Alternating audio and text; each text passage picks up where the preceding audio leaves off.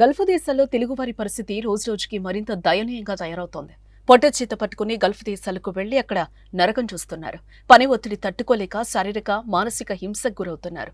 ఆరోగ్యం బాగలేకపోయినా పట్టించుకునే నాథుడు లేడు. తిన్నావా, ఉన్నావా అని అడిగేవారు లేరు.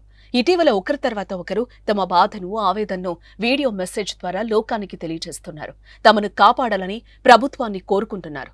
తాజాగా మరో బాధితురాలు తనను ఇండియాకు రప్పించాలని వేడుకుంటోంది. కడప జిల్లాకు చెందిన ఈ మహిళకు ఆర్థిక కష్టాలు వెంటాడటంతో 4 డబ్బులు సంపాదించి అప్పులు తీర్చాలని కువైట్కు వెళ్లింది.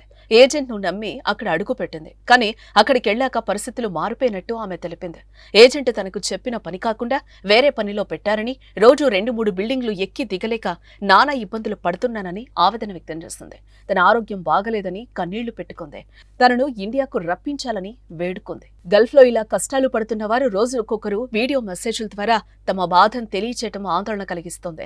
ఇప్పటికే నారా లోకేష్ ద్వారా శివ, వీరేంద్ర ఇండియాకు చేరుకున్నారు. ఏపీకి చెందిన మామిడి దుర్గ ఒమన్ దేశం వెళ్లి అక్కడ అవస్థలు పడుతూ ఉండడంతో ఆమెకు కూడా ఇండియాకు తీసుకొస్తానని లోకేష్ మాటిచ్చారు. తాజాగా కడపకు చెందిన ఈ మహిళను కూడా లోకేష్ ఆదుకుని స్వదేశానికి తీసుకొచ్చే విధంగా ప్రయత్నిస్తారని ఆశిద్దాం. ఇంటి దగ్గర చెప్పింది ఒక పని, ఈడికి వచ్చిన తర్వాత ఒక పని. సార్ ఇట్లా సంగతి, మాకు ఇట్లా చాలా అప్పులు ఉన్నాయి సార్ ఇంటికాడ. నాకు ఇంతే ప్రాబ్లమ్స్ ఉంది సార్. కాలు బాగాలేదు నాకు.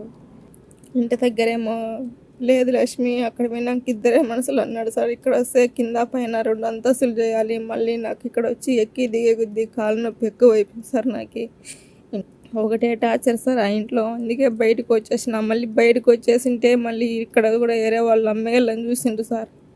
ఇక్కడే ఏరే కాపీల వాళ్ళ దగ్గర ఉన్నాం సార్. మేము నడవ లేకుండా సార్. ఇక్కడ చూస్తే అన్నం టయానికి పెట్టరు, ఏం పెట్టరు సార్. ఏమంటే వాళ్ళు పెట్టింది అది ఉండాం సార్. మేము ఇక్కడే, మాకు ఇక్కడే ఊరు తెలిసిన వాళ్ళు కూడా లేరు పోవడానికి అక్కడికి. ఇంటికాడ చూస్తే అమ్మ వాళ్ళకి పని లేదు, ఏం లేదు సార్. మా ఆయన గారు బయలుదేరి పని చేస్తారు. మాకు ఇల్లు కూడా లేదు సార్ ఉండడానికి అసలు.